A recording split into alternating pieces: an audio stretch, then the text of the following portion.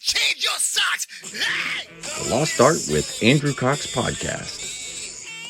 A Marine Corps League and Till Valhalla Project Ambassador. Now streaming on all major podcast platforms. Thanks for tuning in to the podcast that has given a voice to our veterans. The Lost Art with Andrew Cox. Hello, my friends, and welcome back to the Lost Art Podcast, that podcast giving a voice to our veterans. I'm your host, Andrew Cox, and today we're having a veteran story. But before we get into the episode, are you enjoying the podcast? Make sure you go to the website. That's thelostart.podbean.com. Go check us out, see what we're all about. There is a merchandise tab. You can go in there and get you some cool gear, help support us in getting our veteran voices out for all to hear.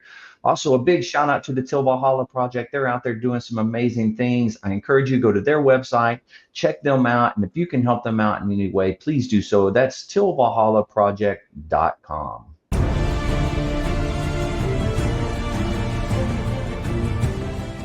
Are you a Marine veteran? Are you missing that bond you had on active duty? Then I have a place for you. Join the only congressionally chartered Marine Corps Veteran Service Organization, the Marine Corps League. Get that brother and sisterhood back in your life. Become one of the fewer, the prouder, a Marine Corps League member.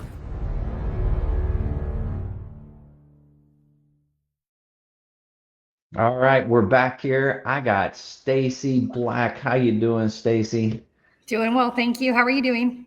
Oh, I'm doing fantastic. I got to say this while we're live, or while we're recording. Yeah, I finally was able to chase you down and get you cornered and force you onto my podcast. So thank you for agreeing to do this. Like I said before, I've heard about you my entire career, and I wanted to actually get down and talk to you. So thanks for doing this. Well, thank you for asking me. I really appreciate it. Absolutely. Well, let's just jump into it. Let's start where you grew up. Tell me what that was like, and then what led you into the military. Well, I grew up in Colorado and was born in close to Denver in Wheat Ridge. Then my family moved up to Craig, which is a little tiny cow town up in like northwest of Colorado. And Okay. I went to school there. My kids still tease me because it's a little tiny cow town, but I loved it. Great small town, knew everybody. And in high school, my parents moved back down to Denver. So I started high school back in Denver. And I've been a musician since I was 7. I started playing cello. Wow. And again, in the cow town, there wasn't a whole lot to do. So I gravitated towards music. And my sister was in the band in high school. And so, yeah, I just started playing music, fell in love with it, and just continued with that. So my sister went into the Navy in 1988. And As a musician, or? No, just Okay. just as a sailor. She did amazing. And of course, I was the younger sister, looked up to her and wanted to follow in her footsteps. I actually got a music scholarship and a swimming scholarship, but I wanted to continue to play music. And I knew for a fact if I would have gone to college, how good would I have done? I wasn't mature, all that happy trash. So I can relate. Yeah. Right. Yeah. And I actually wanted to join the Navy and follow my sister. But at that time, it was a little different. Excuse me. And just so happens in my tiny little high school that I was at, a darn Marine recruiter was standing there by the band hall in his dress blues. And I walked by and was kind of like, yeah, my sister's in the Navy. I'm somehow going to get in the Navy. And I walked into the band hall and came back out, and he was like, wait a minute, you're a musician? And I was like, yes. And he was like, cha-ching. And I was like, what do you mean? And he was like, well, if you like to play music, you can join the Marine Corps and you could travel around and play music and get paid for it. And I had no clue. I was like, really? Too good to ask, Yeah. So I asked my sister, and she was like, man, they'll tell you all anything. So you go to the Marine Corps, But anyway, I went and I checked it out and kind of just told my parents, this is what I'm going to do. And I was scared to death, but I had to go and do the audition. And that audition, I walked out crying because, Really? well, my high school band was 13 people. Oh, So yeah. it Yeah, wasn't like yeah. I was in this really big high school. I didn't take any private lessons, like a lot of the other musicians did. And so for that, I thought I had no choice or chance. And Yeah. I will remember one thing forever, and it was told to me a few more times in my career, was the major that did the audition was like, you're teachable. You know, you'll sit there and you'll listen, you'll try what I'm asking you to try. Uh, Hmm. and therefore we want to take you. So I was kind of floored when I got the call and was like, nope, you passed the audition. We want you to come in. So I was like, well, everything happens for a reason. And That's right. Yeah. I went in the Marine Corps, and it was kind of funny because, a lot of people were like, there's no way you're going to get through boot camp.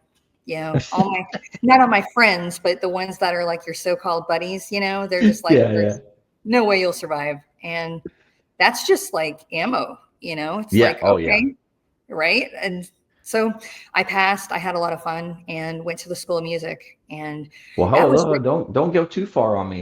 I yeah. want to hear about your boot camp experience. Oh gosh. You heard about your sister's boot camp experience, I'm sure. But you're going into the Marine Corps, so tell me a little bit about that for you. And You know, what year was it that you went, by the way? 1992. Okay. Yeah. I listened to my sister, and again, it was Navy, and there's nothing wrong with the Navy. Not going to sit and bash the Navy at all, but I definitely knew that there was a difference. I will say, before I went to boot camp, I never watched Full Metal Jacket. I never watched, any of these movies. And so afterwards, when I did, I was like, okay, now I know why my dad was a little hesitant, about me going. But I've been an athlete my whole life. So a big swimmer, big runner. And so I was worried about the PT, but yet that's just because I didn't know what I was getting into. Right. Honestly, if we had the ability like today to sit there and look on the internet and see all this stuff, so I was going into the unknown. Hmm. The only thing that I was kind of like worried about was the arm hang, just because, again, as a runner and a swimmer, you do a full body workout, but I didn't like just work on that. But Right. to boot camp, and it was a little bit more mental, harder for me than physical. Hmm. The physical stuff, I mean, I know some people say that, like, oh yeah, you say it now. I did not have a problem with it. But I did improve my arm hang to, max it out by the end of boot camp. So, Nice. that was good. But boot camp was definitely interesting because, again, I was just kind of told the Navy thing. And, my dad was Army. My uncles are Army. I have an uncle that's Navy. My grandpas, both of them were, Navy. And so it's definitely a military family. But, Hmm. not one of them was Marine Corps. So they could tell me what they went through. But again, this was like Right. way back in the day. But it was interesting. I will, obviously I loved it because I went back as a drill instructor. So Yeah, yeah. Well, now do you remember all your drill instructors, and did you have conversations with them later in your career and stuff? so funny you should say that, and don't want to like jump totally forward, but Yeah, no problem. so the one hat, Sergeant Finley, who then became Gunnery Sergeant Ramirez, then Sergeant Major Ramirez. I was Hmm. actually in DI school, and you go back and you shadow a team before you graduate DI school, right? So you can Yeah. kind of like practice. And the platoon that I shadowed, it was after the recruits went to the rack, and the senior was in the DI hut teaching us a little bit of the stuff. And we Hmm. hear the doom, doom, doom, doom, and so of course, the three DI students, that I was with were all kind of like listening to make sure the recruit does the right thing. And, who goes there? And I hear this voice, and I was actually leaned over the desk, like, watching the senior. And I actually I fell off of the desk, my elbows, because I heard a voice and was like, oh my God, I don't know if I can curse here, but, I was like, Oh, yeah, you're fine. oh shit. And it was instant. I stood up at attention, and there comes walking in the kill hat, if you want to say. Yeah. She walked in and she looked at me, and she, I'm like standing there like going, oh my God, oh my God, oh my God. And she goes, "Recruit Smiley." And I was like, Yes, ma'am. So, yeah, that scared the crap out of me, honestly. And actually at that moment too was when I realized that, you know, obviously the drill instructors are a certain way on the drill field, but they are Right. real people. And Hmm. she taught me a lot. And she was actually there when I was promoted to staff sergeant. So Oh, nice. absolutely amazing because obviously I looked up to her and, Hmm. and then a really quick funny story about my other hat. Um, Yeah. it, it was her first cycle and Sergeant Morris. And she was rough, man. She was mean. She was really mean. But we like that, right? At the time Yeah, you're like, really? But you actually really appreciate that later. She was not absolutely. soft on us at all. None of my drill instructors were. It was definitely no friend there. But years later, in fact, like 2 months before I retired, I was at a dinner with my husband, and I was in uniform. He was in uniform. Actually, no, I'm sorry. We were at a volunteer awards dinner that I was put in for. And Okay. so we're sitting there, and across the room, I see the sergeant major and his spouse. And I was like, well, who's that? And it happened to be the sergeant major that was taken over from my husband. Uh, I don't even remember what unit it was. Anyway, but he was taking over for my husband. Yeah. Uh, I apologize. Opposite. My husband was taking over for him. And so I was Okay. like, oh, okay. And I look at his wife and I'm like, man, I feel like I've seen her before. And I was like, okay, well, that's probably why, because you're taking over for, the sergeant major. Yeah. Well, so after dinner, they come up and we introduce each other. And I look at the lady and I was like, were you a Marine? And she's like, no, but yeah, my sister was. And she was like, I go, oh my God. I was like, you look exactly like my drill instructor. And she just starts laughing and her husband's laughing. And Troy's kind of looking at me like, really? And I mean, I'm like just looking at her like going like, no kidding. You're freaking me out because I want to pop to attention. And you look just like her, and so we have like a 10-minute conversation, get to know her and everything. And so then we go to say bye. And, I shake the sergeant major's hand and then I go to give her a hug. She hugs me. And while we're hugging, she goes, it's me. Instant. I started crying. Instant. I Oh started my crying. God. I backed That away is from her and funny. I was like, are you kidding me? And she just starts laughing. Her husband starts laughing. Troy's like, look at me like, why are you crying? Because I was just like, I loved her cadence. I tried to make my cadence like hers. I went to be a drill Yeah. instructor. I looked up to her, and so it was just like all that emotion, like quick. And I was so mad at her. I was like, how dare you do that? It's like, you could have warned me. And she's like, really? You didn't think it was me? And I go, hey man, I don't know you. So if you say that you had a twin sister that was, who am I not to believe you? But so I invited her to my retirement a couple months later and gave her a Yeah. shout out. And we actually remained really great friends. And it's kind of funny. But yes, so I do remember my drill instructors and That's awesome. making sure that I made an impact to my recruits so they could remember. Yeah, absolutely. Yeah, Yeah. yeah. All right. Well, tell me about going to leaving boot camp then and going into School of Music.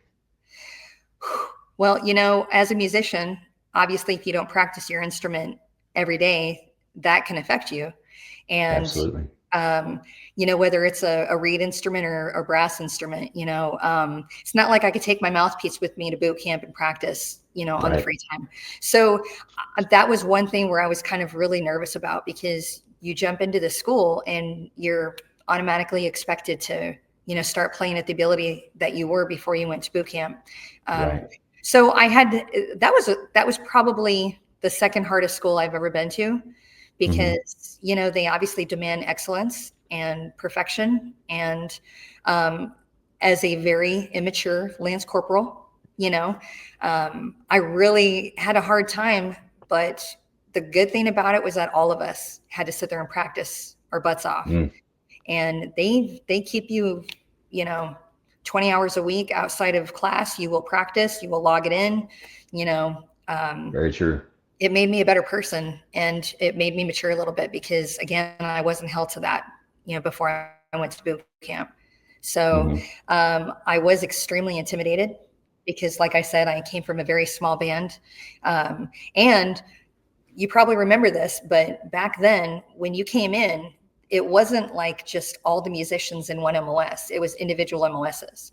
And so the month that I came in, August, there were 6 horns that came in on the same month. Oh, So wow. when it came around to reenlistment time, it wasn't like you got that full year. It went by the months. And so there was only 2 spots open for reenlistment, and there were 6 of us trying for it. So you Oh. knew your competition, Hmm. so for almost a year, because the School of Music's like 9 months, I obviously knew exactly how well they played, and Hmm. phenomenal musicians, and listening to them. And one of them, he helped me a lot because I had to sit there and learn how to sight read music quicker. And we didn't do Yeah. that, back in my high school band. And he was like, yeah, my band had like 300 or 400 people. We did all these huge events, and, just those cool diagrams in the football fields. And I never Right. did that, so I was taken aback by it. So the caliber of musicianship that was there was amazing. And they teach you how to sing, and they teach you, Yeah. all the, stuff. Not going to embarrass myself, but I didn't even know all of the different scales because, again, my skill was a little bit That's cowtown. that's But okay. Yeah. I didn't know all my scales either when I went. yeah, Not even close. right. It was like, you want me to play what? you know. Yeah. So, but I tell you, those memories were, obviously some of the best memories I have. But it was extremely tough. But Hmm. uh, the auditions that they make you do, and I think it was great. And once I was actually one of those that got to pick my band as one of my Nice. contracts. Hmm. So without even really knowing anything, again, pre-internet, they offered New Orleans. And so my dad just was not about that at all. But of course, I'm like, well, I don't know. Why not? I was really excited when I got to go and get stationed to New Orleans. But Yeah. it Yeah. was cool. But it was absolutely worth it. I mean, come on, living the life of traveling and getting paid to play music. That, That's, yeah, and that's one of the bands that probably travels more than any other band because they're yes, part of the reserve. So they're going all yes. over the country. We did. We went all over the country. We were supposed to go out of the country, and a couple weeks before that, they canked it, which that was upsetting because I was like, man, I'm never going to get to go out of the country, and because of course you never see, the next steps. But it was really cool. One of my very first birthday balls that I got to play was Hmm. obviously at New Orleans, but this was the one where we did it down in the convention center, and they brought all of the remaining Medal of Honor recipients that were still with us down there. Wow. And we got to play the pageant, which, was cool in itself because, again, I'd never known any of this stuff. But Hmm. to be able to see all of the Medal of Honor recipients that were still with us, Major General Livingston was our Wow. commanding officer, and getting to talk to him and getting to know him. And I mean, it was just that history when you're that young, you can't really understand it. At least I didn't like fully understand it, Right. but I appreciated it. But obviously I appreciate it even more now. When you Hmm. grow up and you're like, wow, the people that I was able to stand with and be around and learn from was absolutely amazing. Yeah, yeah. Well, tell me a little bit about your experience at New Orleans. What was your day-to-day interactions and what were the positives, the negatives, those types of things while you were there? So when I was there, the band actually had just moved off base, and they had moved into this building, this warehouse that was down the road across the street from the air station. Okay. And I was told the reason for this was because we do travel so much. We were gone maybe 3 to 4 days a week as the average. Hmm. So they wanted to move the band closer to the air station instead of all the way over on the other base, with transportation and all of that stuff. So I thought it was awesome. We still lived on the other base, so we would have to take a van, over to the band hall every day. But that part was really cool because, again, going on trips, it was right down the road. We could load up all the instruments. When you're a young Marine, you get put on the loading crew, which That's I right. thought was fun. A lot of people were just like, I can't wait to get off of this thing. But, I thought it was fun. But, so that was like a really cool part about it. I think one of the cons about it was that was the only interaction of Marines that I had, unless you would go back over and do the mail run, which then we would go across the river to the actual, reserve center, Mar 4. They switched the names while I was there.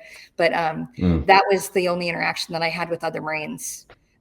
So that was the only negative. But I don't know if it was really a negative, but I think it would have been if I wouldn't have stayed in the Marine Corps. That would have been like, man, that's all the interaction I really had with other Marines. But I thought it was pretty cool because we are a tighter knit family, the band, and traveling, practicing, doing all these jobs together, you are a family. So I'm happy that we had it that way, because I think that made me into a better musician, because I didn't have all the distractions of whatever unit down the street or down the road or the hallway. And so there's definitely some good and bad times about it, but I thought it was really good. Yeah. And now, what were some of the trips that you remember that were really cool? I know you did some of them there. So it's so funny because, as a newbie, the older bandsmen would make fun and do like funny things and tell you to go like find something at the warehouse, and it's not really, at all. But anyway, so every year, the New Orleans band, while I was there, we did the Delaware Fire Department event. Okay. And I can't remember, I think it was in the fall, but I could be wrong. But that was so amazing because, again, small town. I'm from small town. And it just felt like home, because the whole town came out to support. They would feed us. They would come over and we'd give small little concerts at our hotel, because it would be our off time, but yet we still practiced. And so it was kind of like, well, let's all just meet in the parking lot and let's just play. And then you'd have all these people, gather around, and it really made you feel good. And it wasn't like someone was patting you on the back, but it was just, you knew that you were making them smile, and that made me smile. So I really, really remember that. And Neil Walla is Halloween spelled backwards. So Okay. we would go to Independence, Kansas, which was right on the border. And we would do a Halloween festival every single year. And it was another small town, and it was parades, the concerts. I was also in the show band, so I tried to sing a little bit. No, I'm sure you did just fine.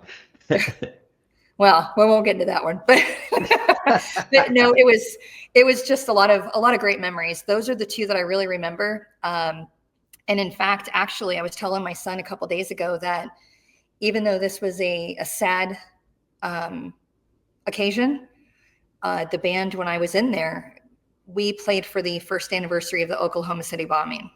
Oh, okay. And that was something I will never forget, because again, that brought people together. And Yeah, I did. just knowing that, we could help people. I don't know what the word is that I want to say, but just that we could be a part of that and maybe help them in their time.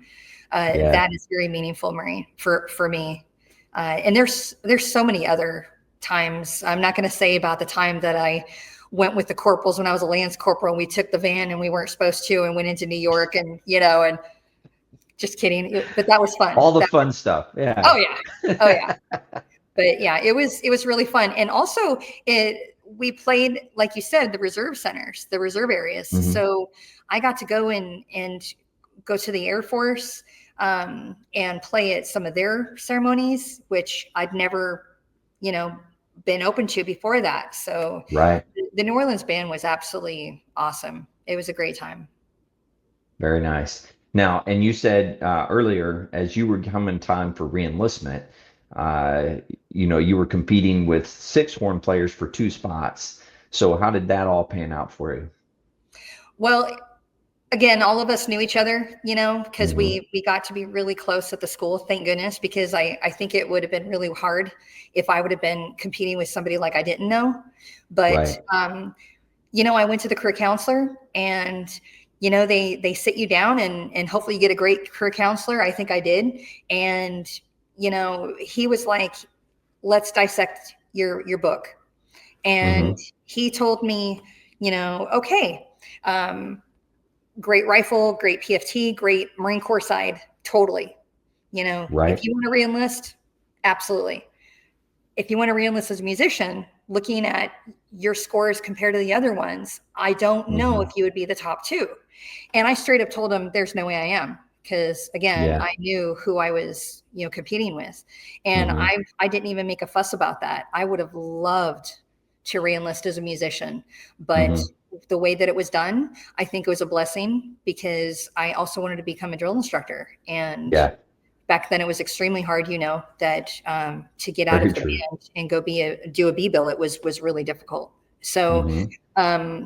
the 2 reenlisted, and they did amazing. And that's when I lat moved and got to choose 3 and was given 1, and I dealt with it. Well, what were the ones that you were wanting, and then what was it that they gave you? So I really, really wanted dispersing. Okay. I liked finance. I just really enjoyed it. And I really enjoyed the legal aspect of, the Marine Right. Corps. I didn't have a lot of exposure to it, but Mm-hmm. the little bit that I did, what I read was like, that's kind of interesting. I think that would be a great thing. And one thing that my mom did tell me, she was like, listen, if you're going to reenlist and do a different job, maybe think about what it can do for you once you get out of the Marine Corps. Because, we didn't know if I would stay in another 4 years or another 40 years. But I had already thought about getting out and going to be a music teacher at either my high school or another high school. But that was a little different story. They weren't going to take my time at the School of Music. So I would have to get out, go to college for 4 years, get my degree, and then they would think about hiring me. And I was like, well, I don't want to fall into that whole thing of like high school and get in a rut. So that's why I chose to go ahead and lat move. So I was given accounting, and accounting was not bad at all. It's different than in the civilian, but it was interesting. So I did it and went on and did my time, and then was finally able to get to the drill field. I don't want to say it like Okay. that. I did accounting until I went to the drill field. But not what you wanted. No, Right. no, Yeah. but it's weird because when I did get it, I was kind of excited because my mom did that, for my dad's Oh, yeah. business. And so I was kind of like, wow, this will really help me because I can go work anywhere once I finally Right. leave the Marine Corps. But when I went to the school, military accounting is definitely not like civilian accounting. So it was just kind of like, not what I thought, but it was fine. But yeah. And where did you end up going? Because once you reenlisted, I'm assuming you moved at that point. I did. So another funny story. So my sister was actually stationed in San Diego. And Mm-hmm. so I was trying to get to Pendleton or San Got it. Diego, whatever. And one of my really good friends, we both were in the MOS school together. And so she got orders to Pendleton and I got orders to Hawaii. Well, she's Oh. from Hawaii. And so I was like, oh my God, let's see if we can switch our orders because, and no, they wouldn't do it because I was still single and she had a family. So of course it was cheaper to send me to Hawaii. So it was awesome. I got stationed at actually Ford Island in Pearl City, Pearl Harbor, whatever, Camp Smith. Okay.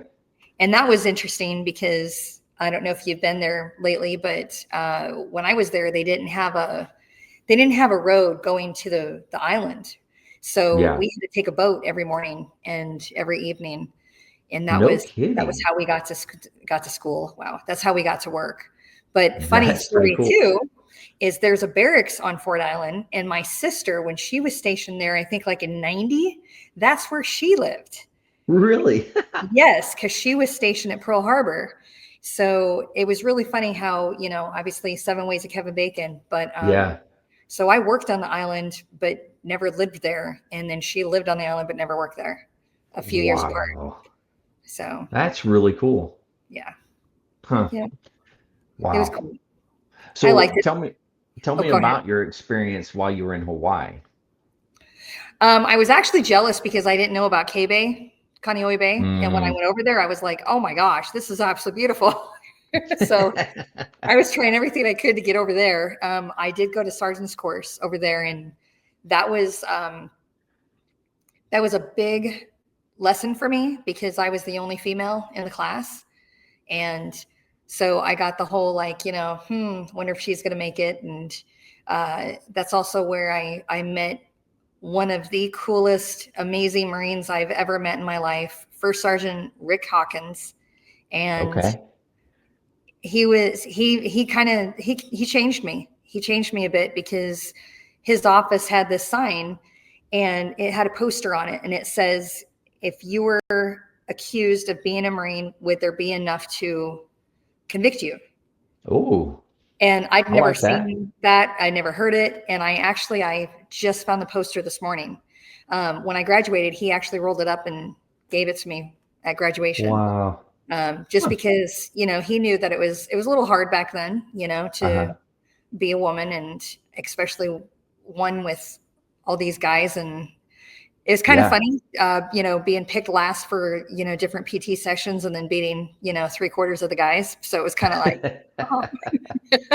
Get to rub it in a little bit. That's nice. Oh, absolutely. I had no problem doing that. So yes, but it was fun. I took advantage, since I was still single and not married, that my sister, while she was stationed there, was like, travel, do everything you can, go hiking, go experience, the whole thing. And so I did. I was only there for 2 years. I had met the traveling career counselors or whatever, and they come out and they kind of like do the Hearst list, Right. And so I met one of them, and he was the DI, whatever counselor. And I told him, I was like, I'm going to go be a drill instructor. And he was like, first of all, cool, someone who actually is volunteering. But then he looked at my dates and he was like, man, you haven't been here long enough. I'll keep you in mind. But, absolutely. So he actually kind of kept in touch with me, emailed me a couple times, and then told me the next year when they were coming. So I was ready. I was like, all right, I know I've only been on station for like 1.5 years, but I know that they can give you orders. I only need that 2 years, right? Well, so when they came, I was actually picked for the recruiting. Ooh, and yeah. I remember sitting in those seats and I was like, not happy at all. I called my mom and was like, I don't want to do this. It's not like I can deny him, and my mom was like, well, maybe it'll be good. You can come back to Colorado and it's like, whatever, that would be great. And I remember getting called and sitting in the seat with the recruiter. And he opens up my book and he starts looking at it and asking me questions. And out of the corner of my eye, I look over to try to, get a hold of that gunny, I'm like, dude, look over at me. Do you remember me? Do you remember me? And he looked over and he saw me, got up, walked over, picked up my book and said, hey, she's coming to be a drill instructor, and walked me over to his seat. Thank the Lord. And so he gave me the orders and I had to wait, months and months for him. But that was the coolest part is I was finally going to be able to, go be a drill instructor. That was my goal. I wanted to do that. Yeah. So now, so this would have been what, like 96-ish? It was, I moved in 96. And so it was 98. Okay. It was 98 when I got to the drill field and went through DI school. Okay. Now, you had been mentally preparing to go. Physically, I'm sure you were ready to go as well. But what was that experience like going to DI school? Yes, I was PTing in boots and utes, in the Hawaii heat. I had one of the guys that I worked with.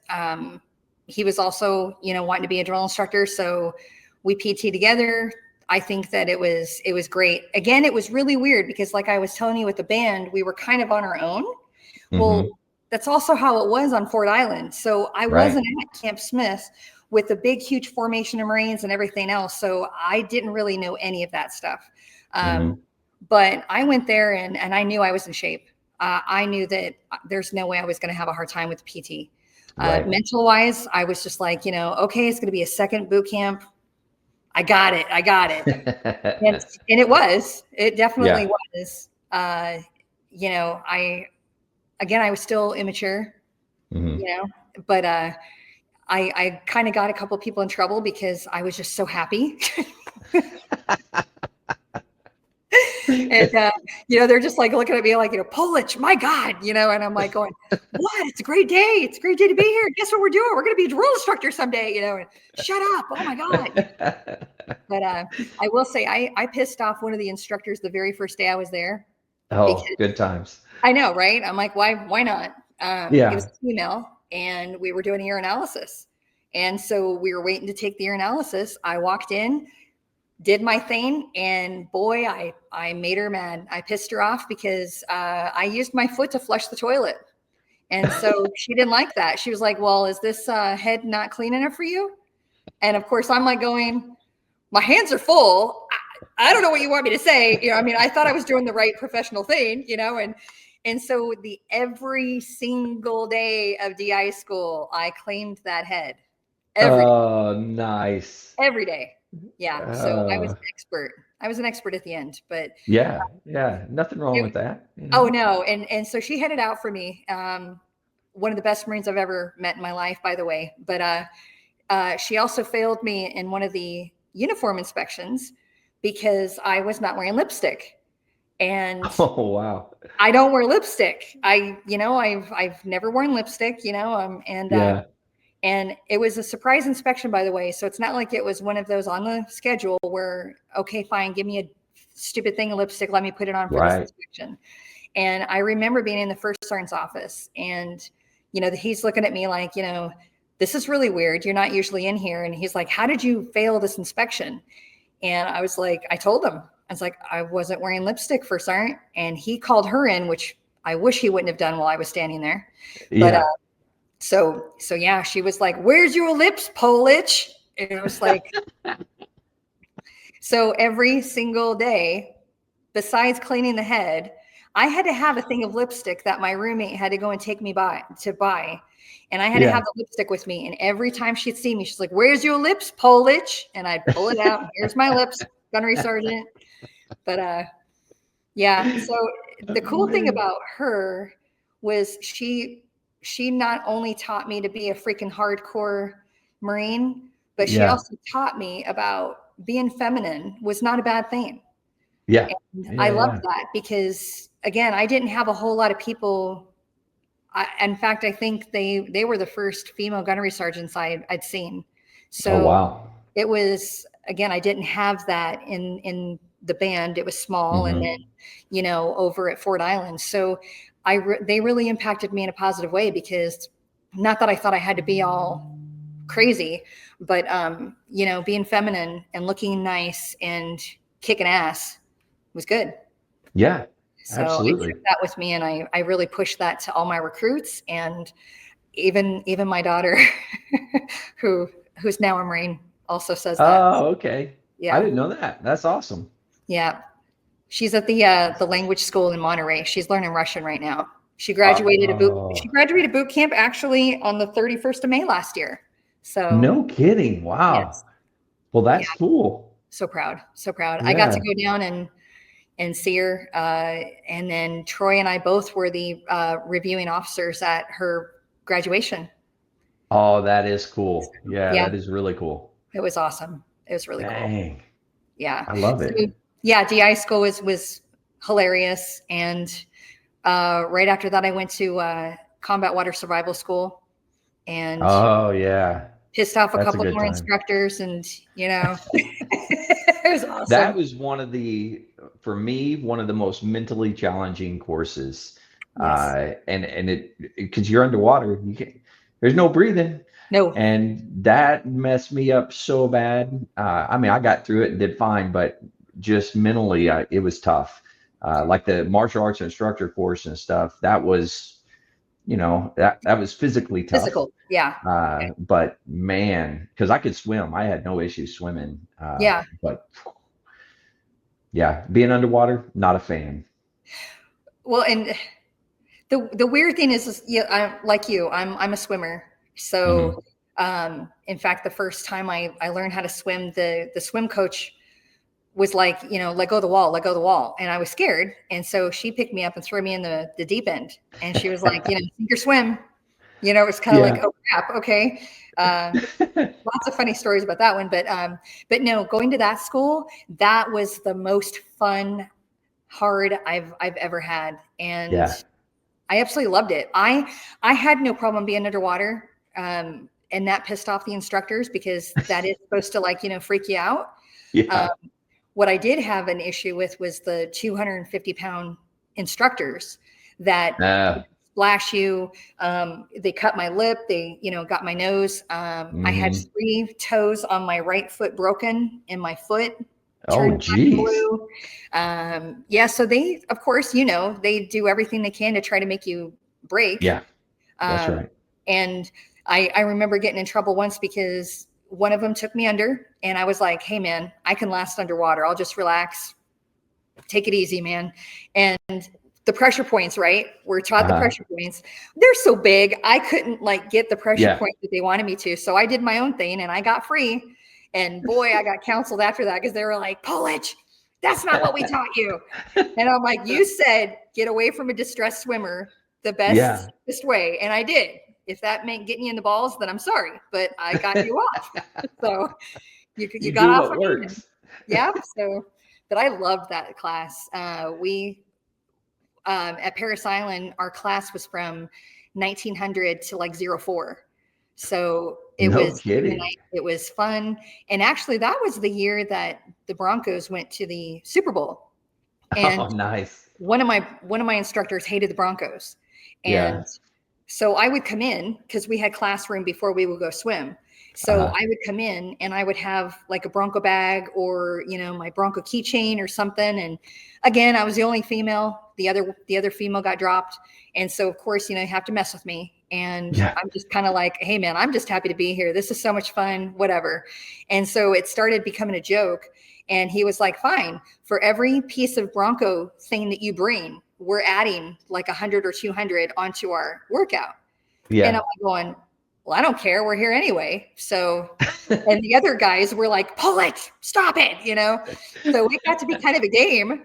And so I was like, okay. So I came in with Bronco earrings, the hat, the earmuffs. I had shirt, jersey, pins, necklace, the shoes, shorts, bag, everything. And oh my God, these guys were just, they would try to take the bag from me and hide it and just pull it, Yeah. stop it, you're getting us in trouble. And it's like, hey, it'll make us better swimmers, man. And then they won the Super Bowl. So then the instructors were like, you guys got an extra 2,000. And I was like, okay. Yeah. For you, it was like, yeah, no problem. Whatever. And I'm like, oh, we're in the pool anyway. I don't know. So, but it That's was pretty so good. much fun. It was so much fun. Yeah. So and that for how long was that for you guys? Like 6 weeks? It was 6 weeks and then a couple of the hell weeks or whatever. Yeah. So Hmm. I think it's a total of 6 or 7 weeks. Yeah. Okay. And then at that point, you went to your platoons to be the drill instructor there, right? Yes. So when I got done with the swim school, I had to wait a little bit to, pick up a platoon. And Mm-hmm. so actually, the funny part, the instructor that I pissed off the most, Mm-hmm. they had a team put together to go and do the half Ironman down in Florida. Oh, And nice. one of their females got hurt or something and they needed another one. And so the guy that didn't like me the most asked me to be part of the team since I had just gotten done with the school. I was still in shape, Oh, yeah. hadn't, worked a platoon yet. Mm-hmm. So that's where I met Major Megan McClung. Mm-hmm. And we became really good friends. trained together and went down and did that with the two instructors from my swim school. No So kidding. Wow. came back, and then that's when I picked up a platoon and started working. Okay. Well, tell me about your experience as a drill instructor. Let's kind of talk through some of that. You know, I told everyone that wanted some ideas or thoughts about going to be a drill instructor. I told every single one of them that I was so happy and appreciative that I did it while I was single. Only because I was many times either the only one or one of two that was single on my team. And Right. the rest were either married or married and kids or a single mom. And I saw how hard it was for them. I saw that, you know, yes, they were successful, but I saw just how excuse me, how difficult that was. And Oh, so yeah. I'm very thankful that I was able to work the 110, 120 hours a week. That was our average back then, because we had 3 people on a team or 4 people on a team. But I was also there when we evacuated the recruits to Albany for, you know, one of the hurricanes. Right. And it was, I got to be with the recruits while all the others went and packed up their stuff and moved their families. Right. And I was able to get, I think, a couple hours to go back to my place and pack up what I could. And then I drove the recruits down to Albany. And No that was kidding. such Wow. a cool, not cool experience, but it was something that obviously I'll remember forever. Yeah. But no, I thought being a drill instructor was amazing, just because, again, I was able to focus my whole time to my recruits. And I think that's where I became a better drill instructor, because I was able to be there all the time, learn from the best. Yeah. My first senior was a freaking beast, and we're still friends to this day. And she taught me amazing things to be amazing drill instructor. And along with the heavy, that was that same cycle. And again, if I wasn't able to focus 100% on that, I don't think I would have been as successful as I was. Yeah. Yeah. Man, and you know, being a drill instructor is not always the easiest thing. And even getting along with other drill instructors sometimes is a huge pain in the butt. Did you run into any of those issues while you were there? Oh, come on. You have all these females who are type A, put them all together. Is there going to be a problem? You know, of course there's challenges. Yeah. Absolutely.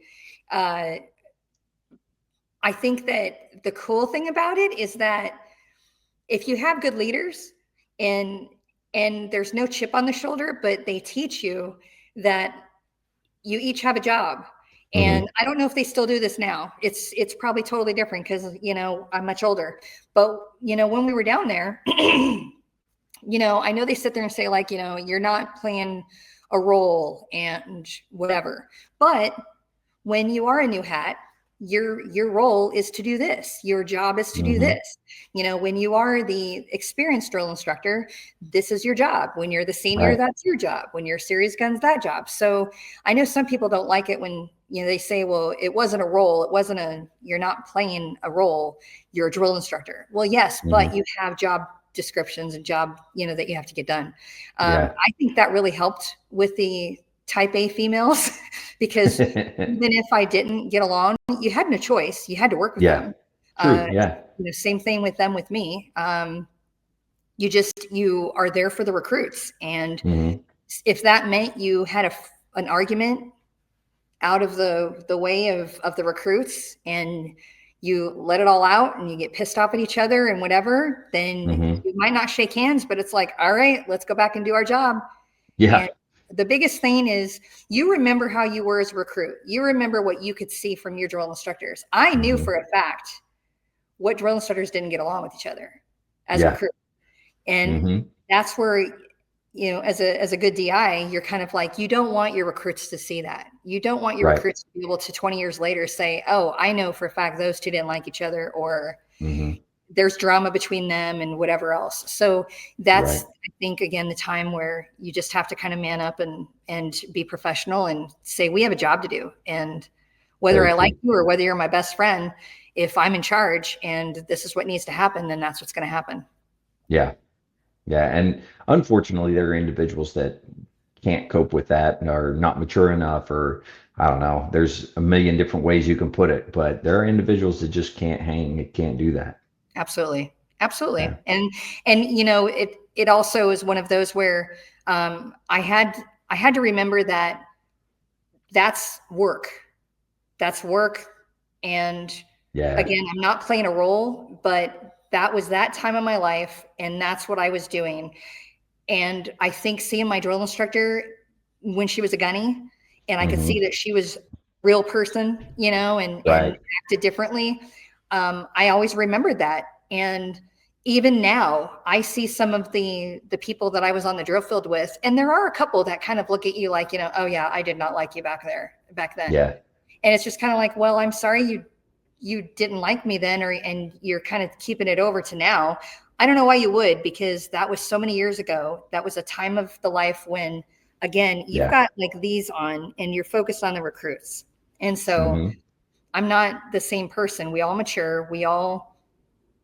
I wouldn't say grow True. up, because again, that was a work thing. But there are some Yeah. some people that kind of keep the grudge, and it is what it is. I don't lose sleep over it. But there's Yeah. also people where I'm like, man, I worked, 3 cycles with you. I never thought I'd see you later. But like you and I, it's just kind of like, I see you again 20 years later and it's like, oh my Yeah. Dwayne Yeah. Keane, holy crap, I haven't seen you in how many years? But dang, it's like we, Yeah. didn't skip a beat. That's So right. Yeah. I want to take a moment to talk about something important: getting the VA disability rating and benefits you've earned. The VA claims process is overwhelming and can feel like a maze. For a lot of us, just getting started is half the battle. That's where Brookside comes in. Brookside Veteran Services. We've got your six. Brookside has helped tons of veterans, just like you and me, take on the VA claim system with confidence. Whether you're filing for the first time, going through an appeal, or trying to get rating increase, they've got your back. Here's some of what they offer: step-by-step help with your VA disability claim, support with appeals and increases, a personalized approach that respects the unique services and situation, and the best part, no upfront fees. They only get paid when you do. Go see the website, www.helpvetusa.com. Contact Michael Irie, Veteran Services Representative on Facebook, or email michael.helpvetusa@gmail.com or admin.helpvetusa@gmail.com. The bottom line is you served your country. You earned these benefits. Let Brookside help you get what's yours. Brookside Veteran Services. We've got your I six. don't know. That to me is probably the one of the best things about the Marine Corps mhm. is the relationships and how no matter how much time it is, it's just like no time passed and you get Yes, to pick up right where you left off. yes, yes. I love that. I Yeah. I hope that never ends. Yeah. Well, so far, yeah, it's still not ending, so Right. I'm good. I'm good so far. Absolutely. So overall, your drill instructor experience, would you say positive? Absolutely. Yeah. I I did a lot of maturing there, Hmm. and um, again, I made myself have fun, because my parents were just kind of like, live life to the fullest. Yeah. Um, it was wonderful to have such great support from my sister and from my parents, Hmm. that it was kind of like, dang, again, kind of like I told you in the band, I'm traveling and getting paid for this and playing my Yeah. instrument.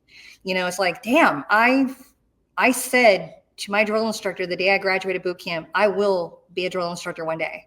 So it's Yeah. like, what do I have to be mad about? Hard work, very, no time off, eating nothing Hmm. but peanut butter and jellies when I get home. And, because again, I was single. So it was just like, Yeah. it's fine. I'd go home for 4 hours and then go back to work. Hmm. But it was wonderful. There's bad apples everywhere you go and bad experiences everywhere you're at. But, That's true. overall, my gosh, I would not change anything about when I was a drill instructor. Hmm. Nice. And now, what were you? Did you go down as a sergeant? I did. I went down Okay. as a sergeant and picked up staff sergeant right after my like second platoon. Okay. And And then, now, and okay, go ahead. Sorry. sorry, I was going to say, did you end it like at the end where you're a staff sergeant? Did you get promoted to gunny while you were there as well? I was still a staff sergeant, Okay. and I went on quota, um, and then came back. And then right after I got off the drill field, I picked up gunny, I think like the next year. Okay. Now, where did you end up going after the drill field? I actually had orders to Yokota, but some family issues happened, and my mom had a stroke, and so I actually called up my counselor. And mind you, back then with being accounting, there wasn't a whole lot of billets over there, so I was really excited when I finally got the Yokota orders. Right. But when this happened with my mom, I called up the career counselor and was like, here's the thing, and he was like, you know what? Absolutely. We actually have a billet open there in Paris Island, and they could slide the next person over to Yokota. So obviously for the good of the Corps, cheap, because they didn't have to move me. Right. Yeah. And I was still close to my parents. It worked out for the best. So I was able to stay there on Paris Island for a couple of years. Very nice. Very nice. And what was your experience like, leaving the drill field? Now you're still there.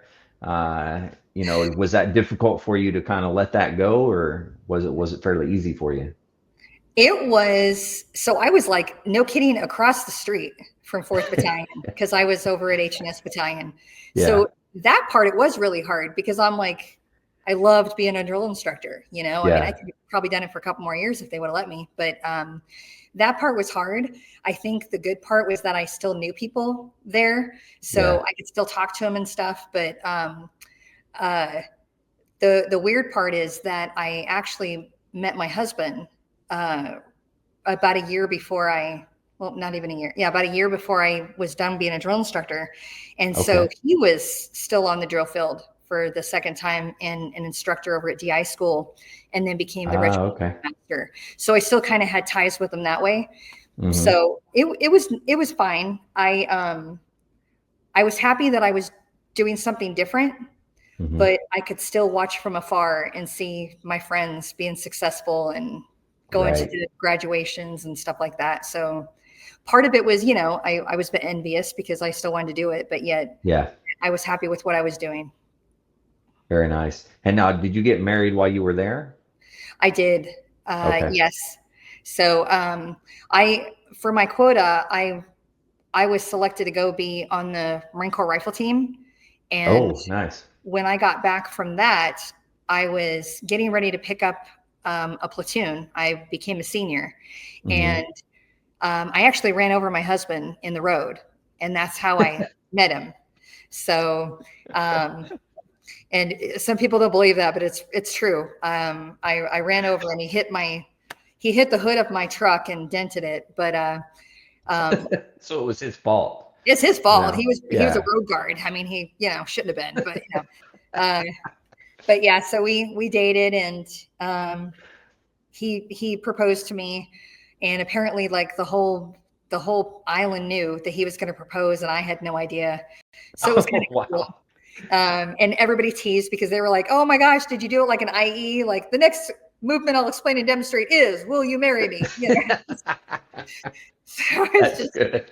It was funny, but yes. So we got married the next year while I was a company gunnery sergeant at H&S Battalion at Paris Island, and so very finally cool. got married.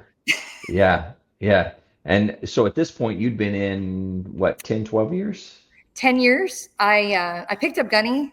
I picked up gunnery sergeant at 10 years, and we got married, and then we moved to Pendleton. So we were engaged actually when 9/11 happened, and so we were both still down there as drill instructors when 9/11 happened, and then we got PCS to Pendleton, and then the deployment started.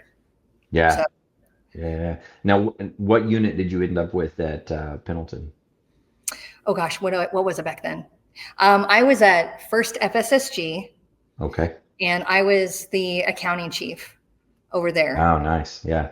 And he deployed 12 days before our daughter was born. And Oh, so man. that sucked. But, Yeah. you know, and that was back when, you know, you didn't like do video calls and everything else. But, you Right. know, then I became the legal chief and the company gunnery sergeant. And that Okay. was kind of OJT. I kind of taught myself how to be the legal chief there at the at First FSSG. Hmm. And he did a few deployments. And then I actually picked up first sergeant, and then I deployed in Okay. '06. Yes, in '06. And then came back, and then we PCS'd over to Quantico, and he was over at OCS. I was at H&S Battalion, and Hmm. we did a tour there. I had my son while I was at H&S Battalion. And then we PCS back to 29 Palms, and he Nice. deployed more. And I think he had like 6 or 7 deployments, but it Good was kind of Lord. funny when I got to deploy because then he had to deal with the kids. I love it. I love it. Yeah. Oh man. Now, when you picked up first sergeant, were you trying to like that was your goal, pick up first sergeant? Yes, It absolutely. was. Yeah. Yes. Okay. And then, now, would you say your experience as a first sergeant, was it good? I loved my experiences because the reason why I wanted to go first sergeant was because I wanted to go and experience other different MOSs and units. Hmm. When Yeah. I deployed to Iraq, I was with Motor T Company, and Oh, I had okay. never been around Motor T. So, Hmm. excuse me.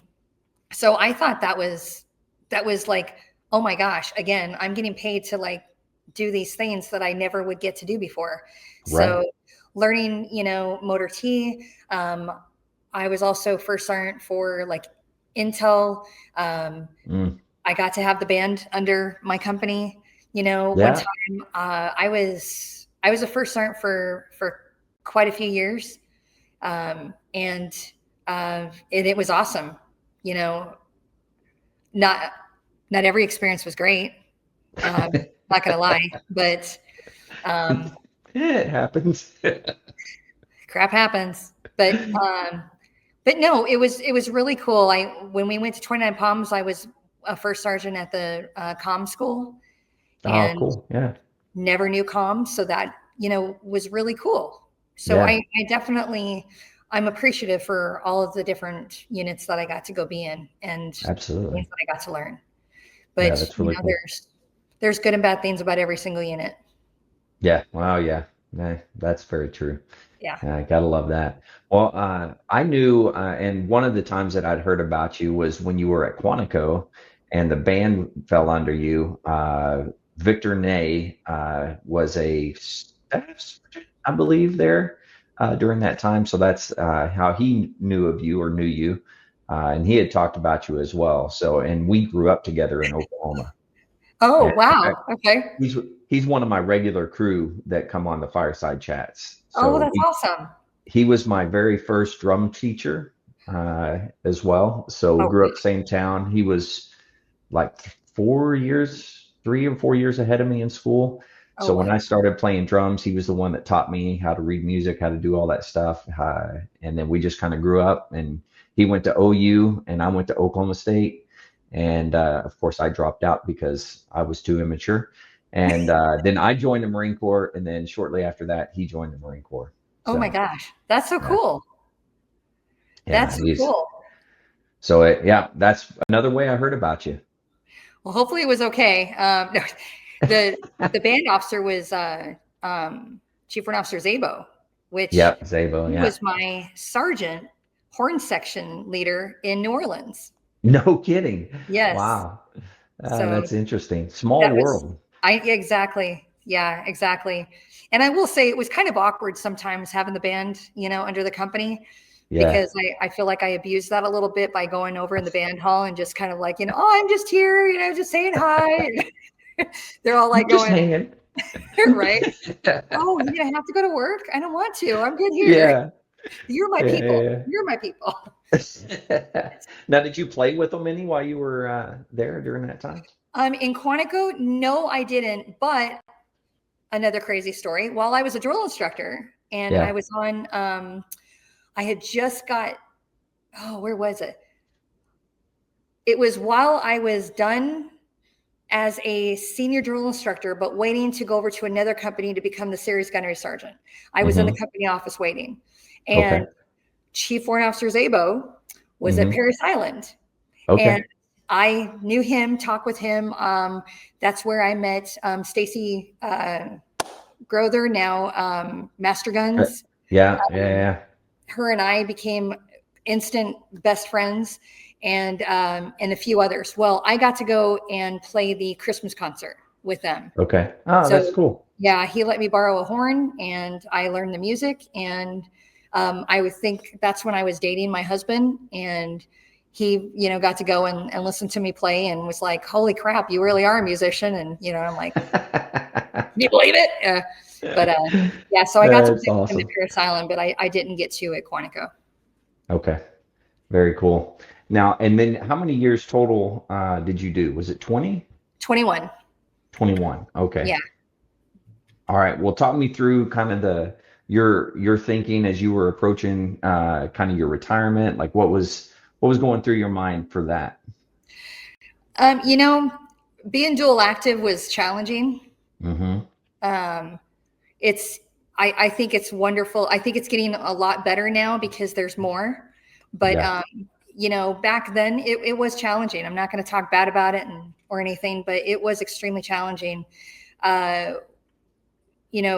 Troy has 2 kids from a prior marriage, and Mm-hmm. so not only did I become an instant mom, but then I had 2 kids. So having the 4 kids with him deploying, me having all 4 kids, also being active duty, it was challenging. Yeah.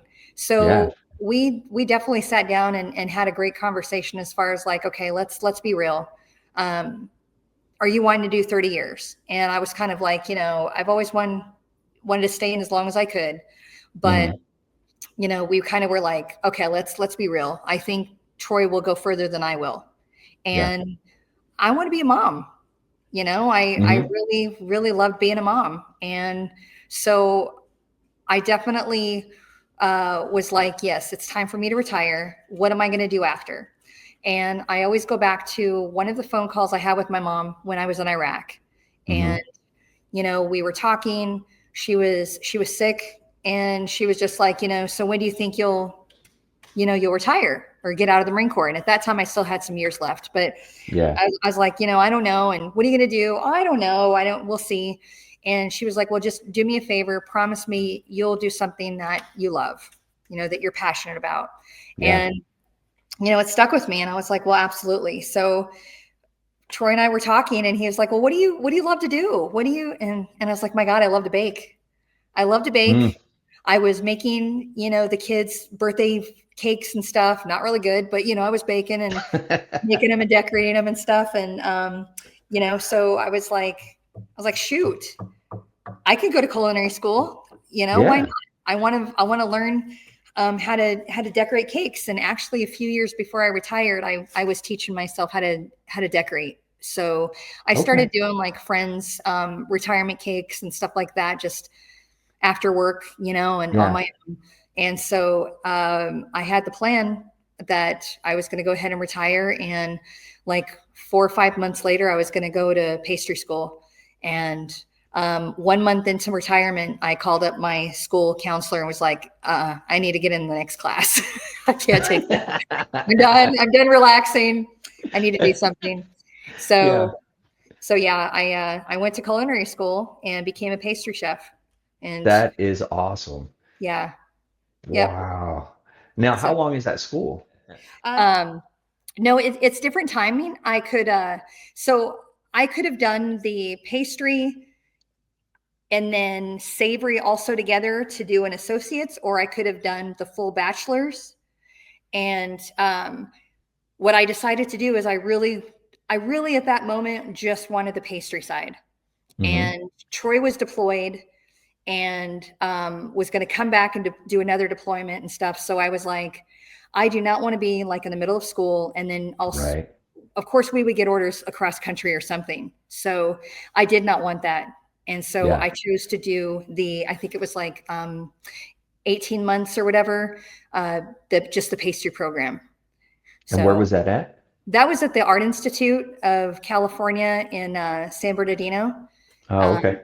So I did that. And, when people say that like it takes a community, it takes a tribe to raise a family, uh, Yeah.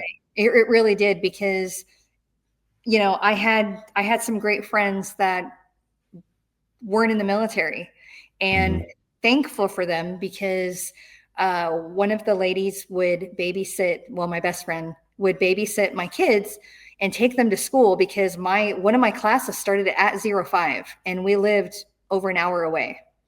So I would have to drop them off at like Jeez. 03:30 and drive up to class. And then my class was 4 hours long.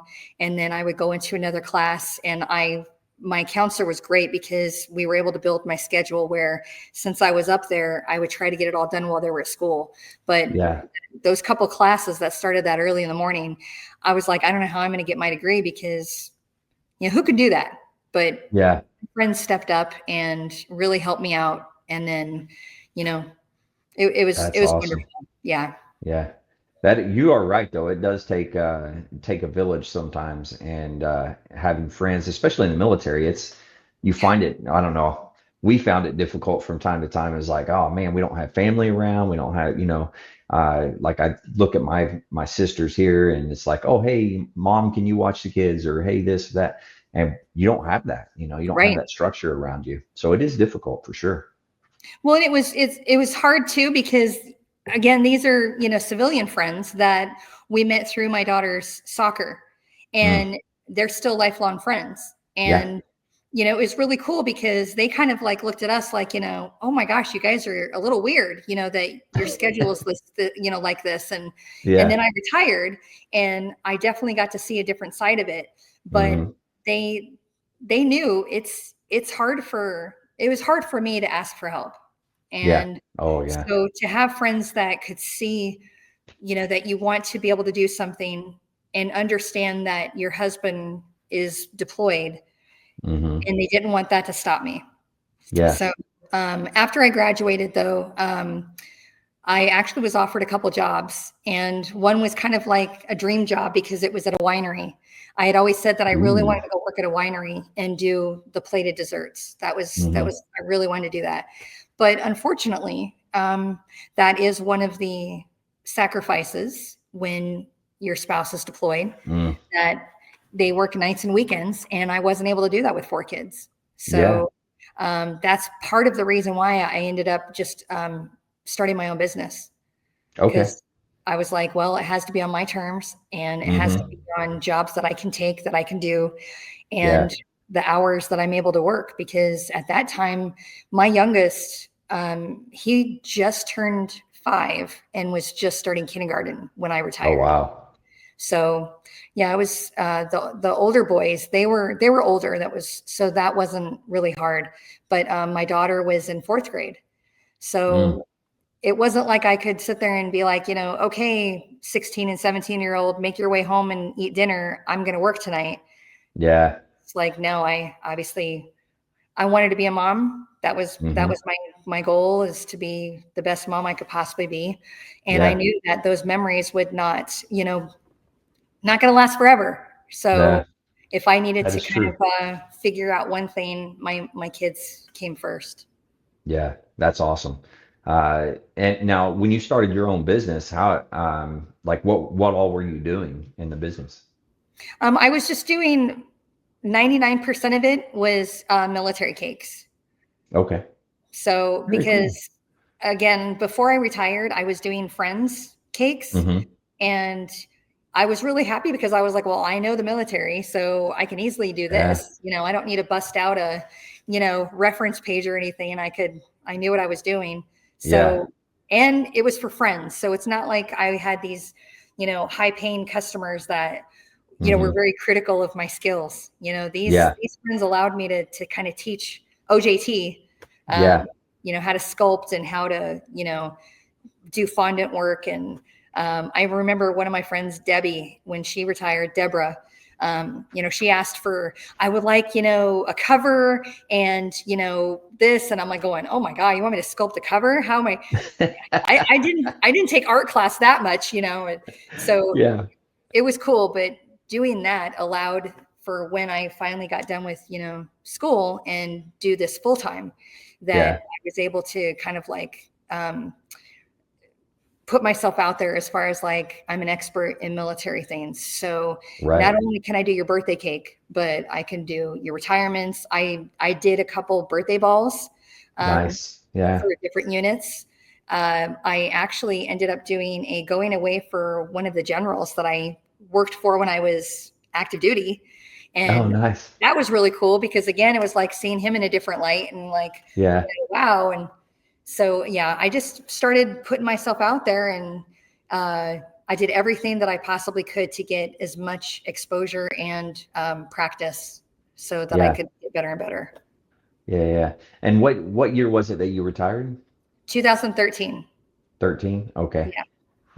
Now, obviously, you guys, since then, you moved around quite a bit still yet, and you were able to continue your doing the baking and stuff like that when your business as you moved around? Yes, I think, social media, some people don't care for it, but I think that there obviously is good and bad things of it.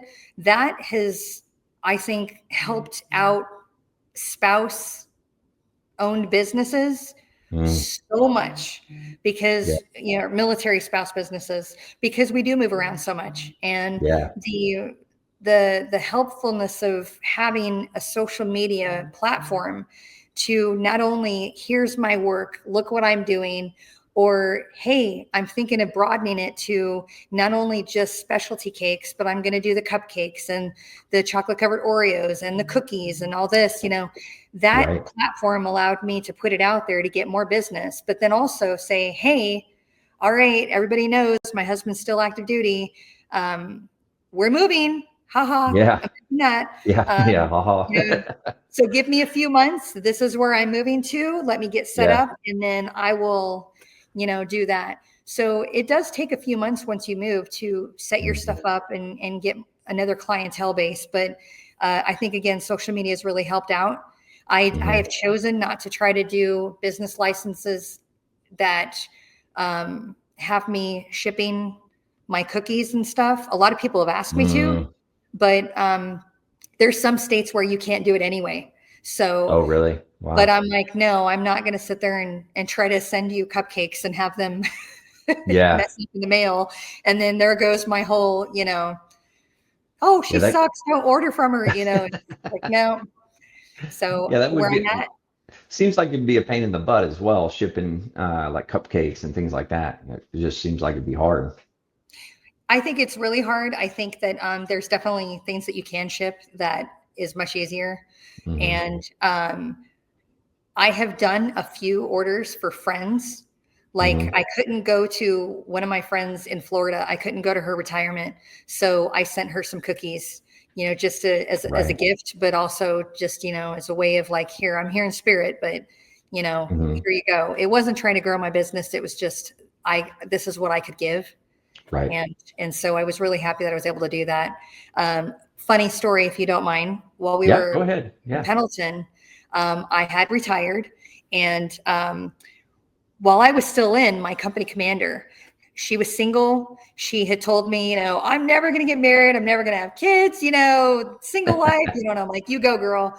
And she goes, but if I ever get married, you have to make my wedding cake. And I was like, okay, and I'm like, well, if you're in California or if I'm where you're at. And so a couple years later, she calls me up and she's like, hey, Stacie, what? And I'm like going, what? And she's like, yep, I'm getting married. And I'm like, Sarah, seriously?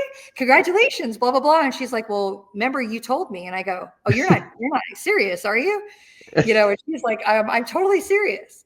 So so I ended up making a 3-tiered wedding cake, but putting it in like a big like Foot Locker with some dry ice, and that Troy helped me put together. Yeah. And my sister drove with me to Texas to put together the wedding cake and be at her reception. Wow. Yeah. So I That's was a like, long okay, haul with Sarah. a cake. It was a long ways. It was a long way, but then fast forward some years. In fact, just a few years ago, up here in Quantico, was it in Quantico? I can't remember.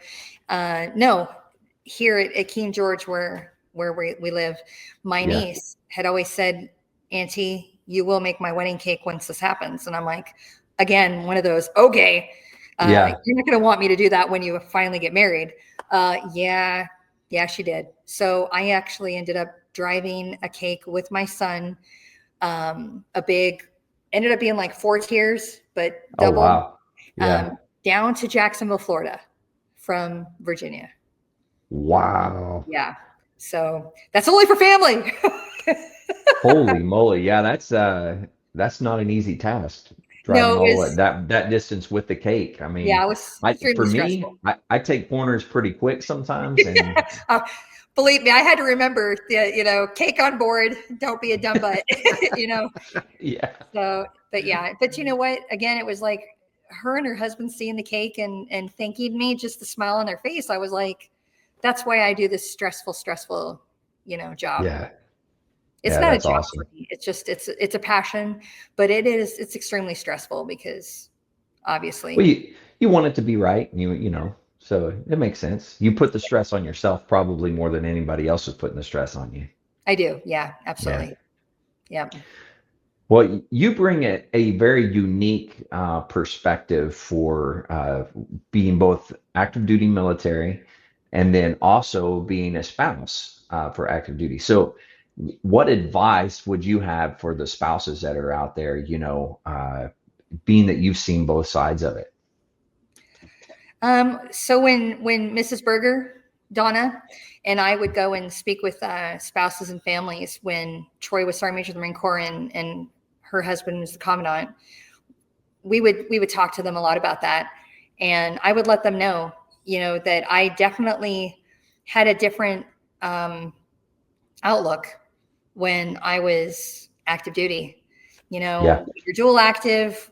My main concern is the Marines, the families of that unit and what we're doing and stuff like that. When I retired, I tell you, I had a couple spouses pull me in, and thank goodness they did, because it was like, wow, this is what you all experience. I had no idea. Especially with Troy doing a lot of deployments. Well, a few of them once I retired. So seeing it that way was just like, holy cow. This is no joke. Not that I didn't think it was before, but I would tell the spouses that communication is everything. Troy and I really do have great communication, and I'm thankful for that, because I think if you don't communicate, whether it's good or bad, then it starts building up a wall. And I'm guilty of this too. When I was still active duty, you're doing your work, you're taking care of the Marines, and there's some things that I would forget to bring home and tell Troy, because I'm sorry, that wasn't my first thought. And so to now be on this side, I could tell those spouses, like, I don't think a lot of it's malicious when your spouse does not bring home the form or bring home the word or forget to tell you this or forget to tell you that. And so I hope that I was able to kind of tell them that just go with the flow. Make sure you have your sit downs, whether it's during dinner or whether it's for a couple of minutes right after you brush your teeth before going to bed.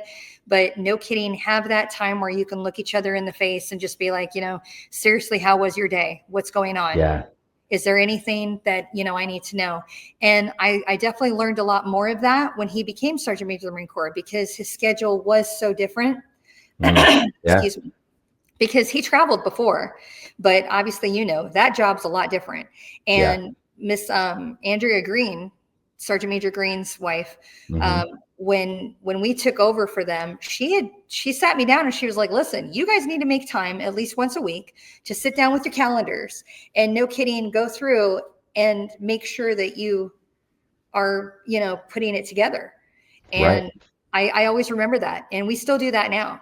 Obviously we have to, but I think if we didn't do that, then I think that's where a lot of the, not animosity, but lack of a better word, irritation starts happening between spouses and the active duty member. You know, they have to talk. They have to, I wouldn't say don't take it personal if things don't go as planned, but you definitely have to be open-minded. Yeah. I mean, that's one thing that my wife had a hard time with was, if things would change so rapidly, and then oh, hey, we're doing this now. And oh, hey, this is happening now. And man, she'd get all kinds of upset with me. And I'm like, I can't help it. Like things change, So that was a difficult thing, at least for my spouse. Well, the sad thing is, I mean, I lived through that and still I would get mad. So, and that's where I had to kind of like step back and be like, okay. Because even Troy would be like, Stacie, and I'm like going, yeah, but come on, like, seriously, like you just told me and now you just, and I'm like, okay. So I could definitely understand. And that's where I would try to tell the spouses like, man, I'm with you. There's days when I get really upset because I've got a schedule to keep too. And then you want to throw a wrench in it and tell me that, whatever, or they just got, another day added on to being in the field, or, I really, really desperately needed you to do this one thing because I couldn't, and then you didn't do it. Yeah. Yeah. No, I'm been on the receiving end of that many a times. No. Yeah. But it's always a work in progress. Nobody has the magic, the magic pill. True. And I wish that we did. But I think one other thing that kind of helped us too, with Troy and I at least, is the fact that I deployed.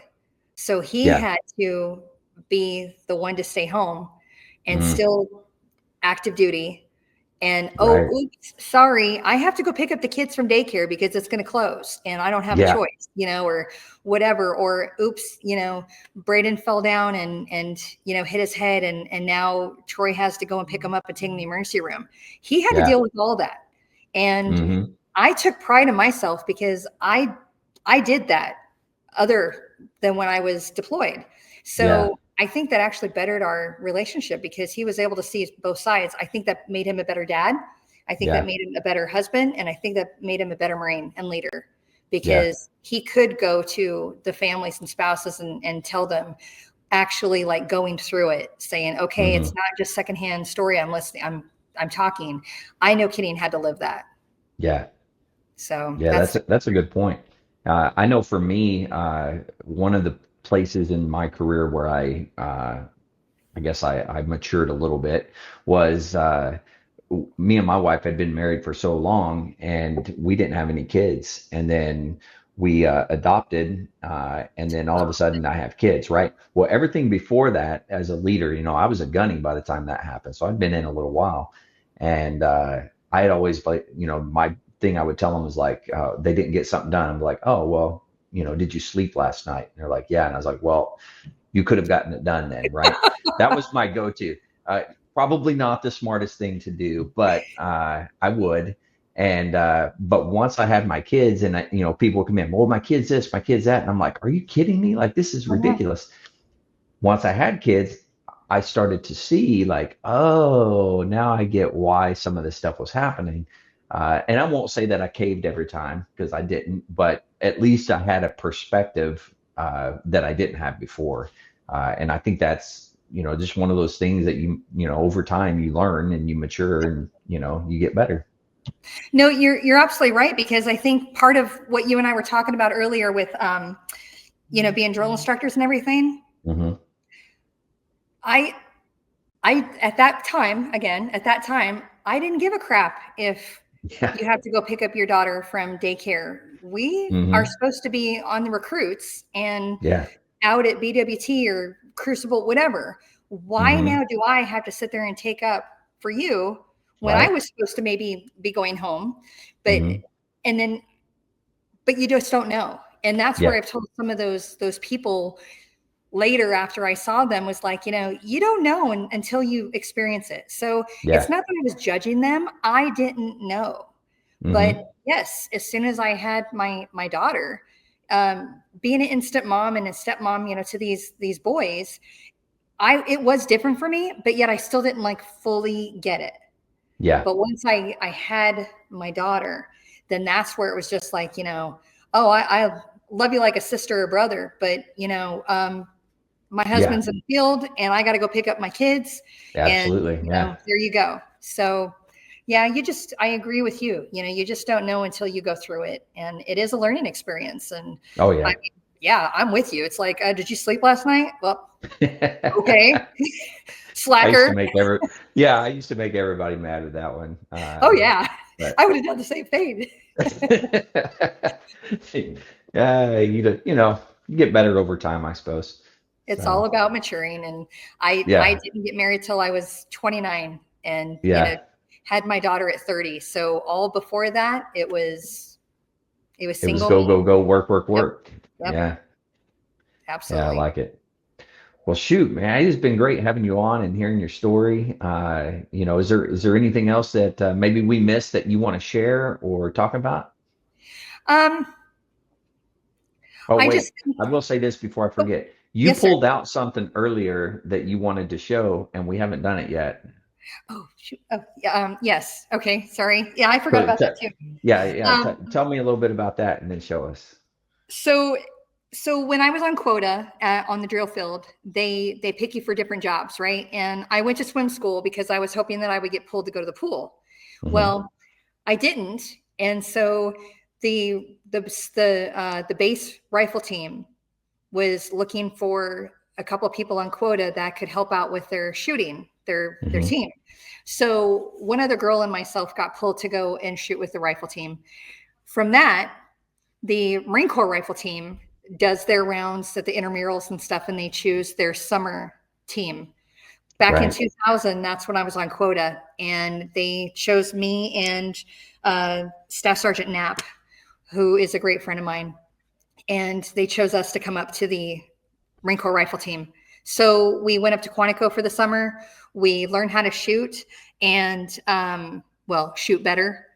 I was actually picked. You obviously knew how to shoot if they picked you. Say, I could hit a target. I'm just saying. But I don't know if you remember, but earlier when I told you for the audition, when I was told that I was teachable, and that was one of the reasons why they chose me. Funny thing is no kidding. The gunnery sergeant who picked me for this actually said the same thing. He was like, "We're taking you not because you're the best shooter, but you're teachable." And apparently I didn't know this was like an interview, but when they came to see all of us shooting, they came up and they changed every single position of mine. They changed my sitting, kneeling, and my standing. No kidding. And I was kind of like, dude, I'll do what you tell me to do, because obviously you're the expert here. So, and it wasn't like I was kissing butt. I really wanted to learn how to shoot better. And that's when they were like, nope, you're coming on the team because we're going to build a female team, which hadn't been done for 17 years before that.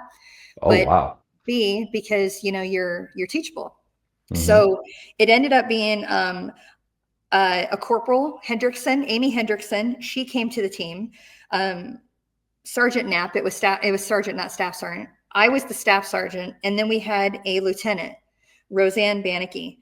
And we became the first female team that's been on for a long time. Anyway, we shot together. We did we went to nationals at Camp Perry, and we actually ended up getting a national record. And to my knowledge, this is still a standing record, but we were given the national record from shooting iron sight, no laser, but iron sight. But we did the national match course 4-member team, a women's record. And this was shot July 16th of 2000. And so that is awesome. I have a national record. So I kind of tell my kids when they, want to say something, I'm like, careful, I know how to shoot. So, but, and I've told my husband that too, because I was like, you know what? You piss me off. You can run, but I'll still be able to hit you. But I love it. yeah, I think that I've been blessed with the career that I had. I think that not making this a sexist thing, but I do think that when I first came in, it was extremely difficult in some ways for women. Mm. I know kidding had a couple of men that were less than professional with me, and just that like I said earlier, it gave me ammo to Yeah. kick ass and show them that I am better than what they think. And my daughter's now a Marine. We've never pressured her to go into the Marine Corps. She chose that on her own. And I'm extremely proud of her. And, you know, we've sat down and had that conversation because I was like, I'm very thankful that it's better now. It's more professional. There's bad apples everywhere you go, whether in corporate or whether in the service, but be the best leader that you can, be the best Marine that you can. And a lot of good will come to you if you work your ass off. And I have been so thankful that even though I retired and Troy had still been active duty, I was able to keep giving back to families and to spouses, because it's just a passion of mine. You know, you can change yourself multiple times within your lifetime, but to be able to share your knowledge with those that are either coming after you or on the ride with you, I think is the best thing that you can do. And so to be able to team up with Donna and travel around and talk with these spouses and learn so much more about all these spouse programs and just military family programs, and meet all these amazing people that I never thought I would meet before. And then him becoming the SEAC and getting to do the same thing. I know for a fact that once he retires, that I'm still going to be able to give back and still be involved. And I'm looking forward to it. I never want this to end. So. Yeah, that's awesome. And you guys are staying in that area once he Yes. retires. Yeah. Yes, sir. Yeah. I love it. Well, I do these rapid fire questions toward the end. So Oh, gosh. if you don't mind, I'm going to I'll try. rapid fire to you. So I'll try. don't worry, this is fun. Trust me. Trust me. I have fun. I don't know. Exactly. Let's hope you do. All right, here we go. What is your proudest military moment? Well, I have two. Boot camp graduation, obviously, because a lot of people didn't think I could do it. And, you know, being a Marine, the second proudest moment was getting second at nationals when I shot the 800, 900, and 1,000 yard line through iron sights and getting rewarded with that. Yeah, that's a good answer. I like it. All right. What is your most embarrassing military moment? Too many to even think about. Seriously, too many of them. But I will say one embarrassing moment was when I was a new drill instructor and I had a lot of confidence finally, because it takes a lot to be confident. And I remember going out there and counting off in the morning, right? You know, all the recruits are getting up and you're walking in there and you're like, count off 1, 2, 3, 4. And I'm walking backwards and I actually hit one of the columns and it hit my campaign cover and it hit my bridge of my nose. And I remember just like tears going down my eyes and I still had to like keep it together. And a couple of the recruits were like, oh my God. And I was just like, you know, like looking at them like, don't you dare. And I got done with the count and I went back in the room and I was like, oh my God, I'm going to die. I broke my nose. But that's all. Oh, yeah, that's a good one. I like it. Okay. If you could be one military leader for a day, who would that be? If I could be one military leader for one day, yeah, I would be Sergeant Major of the Marine Corps. As a female Marine, God, I would love to do that. And then just seeing how much my husband accomplished. And yeah, that's what I would do. All right. Good answer. All right. If you could change one rule in the military, what would it be? Nope. What? I don't even want to dive into that one. No, I don't want to dive into that one. I was going to say walking on the grass. That would be. Oh my God. Hands in the pocket? No. No, I think one cool rule that has changed is that women are able to now go into every MOS, which did not happen when I first came in. Yeah.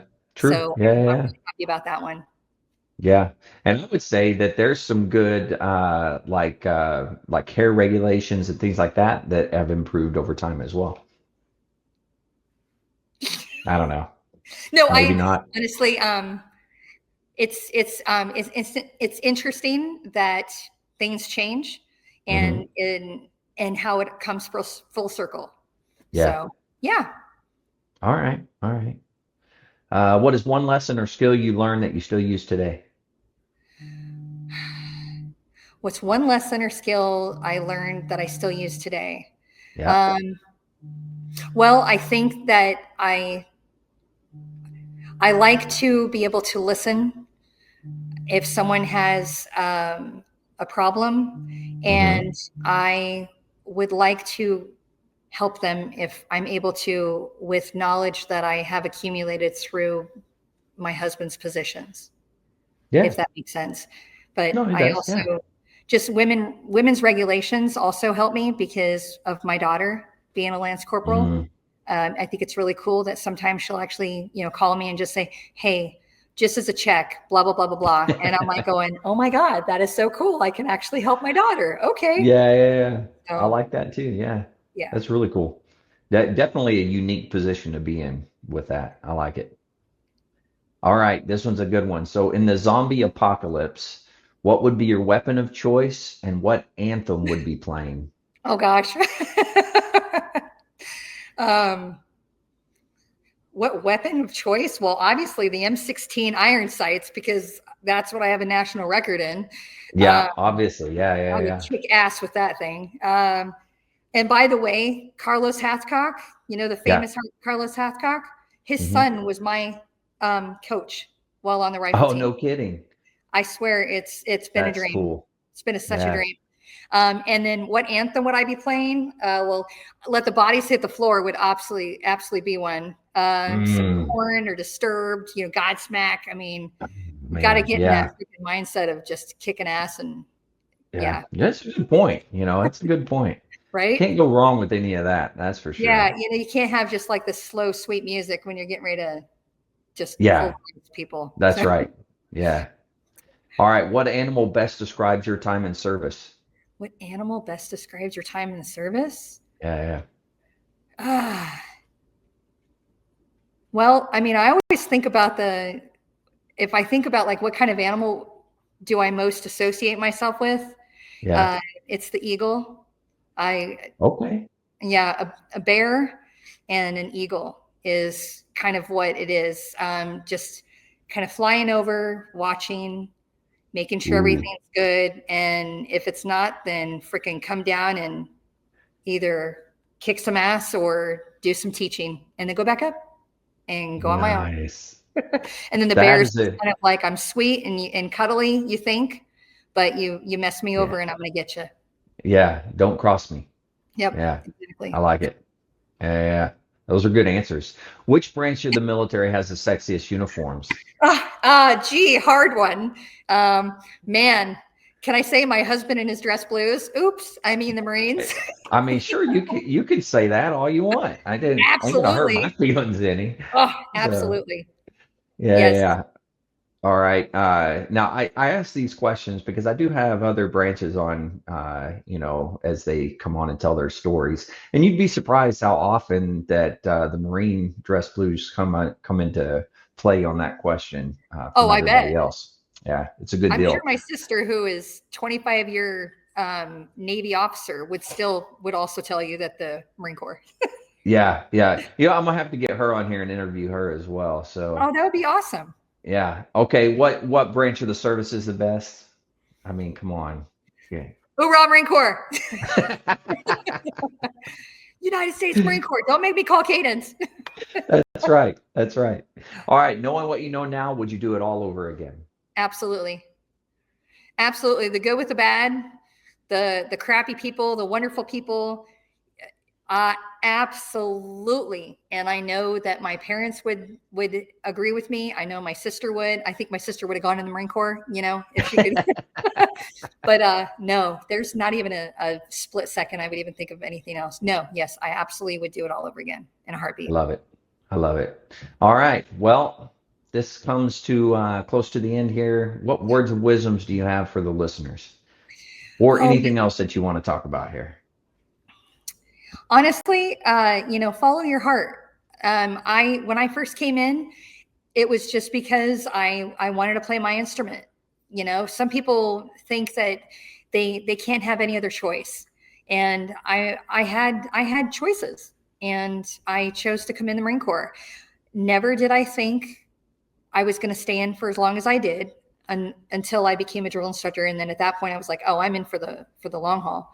But Right. I thought I was going to do my 4 years, get out and be a teacher and, go on. But you never know where life is going to take you. And I think that just being a sponge, understanding that there is going to be great times and there's going to be crappy times.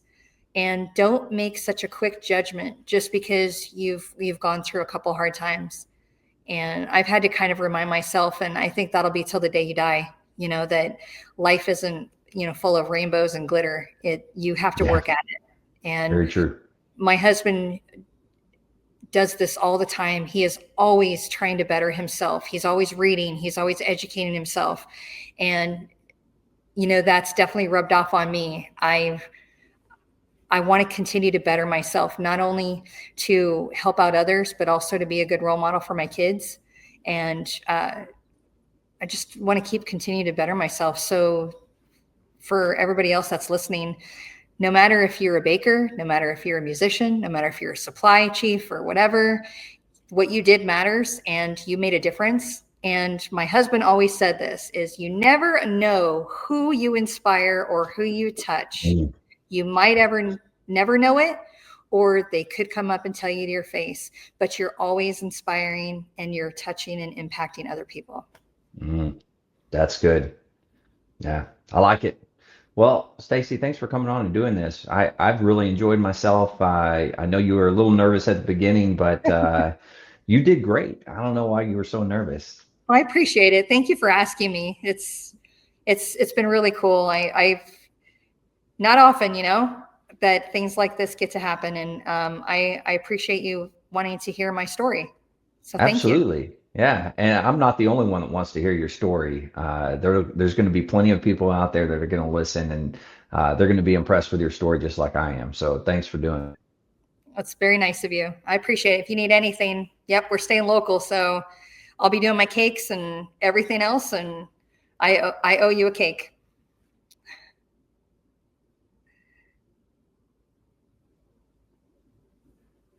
I think I lost you. Are you there? Hello? I'm here. Okay. We're back. I apologize. No worries. Jeez, I don't know what the heck happened there. No worries. So at this point, at the end, I always talk about veteran suicide and ways that they can reach out for help. But when I play the outro, don't hang up on me. I'll pull us back in once the outro is done. So just don't leave me. All right. All right. Awesome. All right. To all the listeners out there, if you're struggling, need help, anything like that, don't forget the VA has some great resources. You can always dial 988, press option 1. You can always text 838-255, or you can go to veteranscrisisline.net and click on the chat icon. Remember, any of those options will put you in contact with somebody that can help you out. But one veteran life loss is one too many. I care about you. I know Stacie cares about you. The whole veteran community cares about you. So please reach out for help. And if you're out there, you're not struggling, reach out to the buddies that you serve with, ask them how they're doing. And if they need that helping hand, please give it to them. All right, Stacie, one last time, I want to say thank you to all the listeners out there. Stay motivated, change your socks.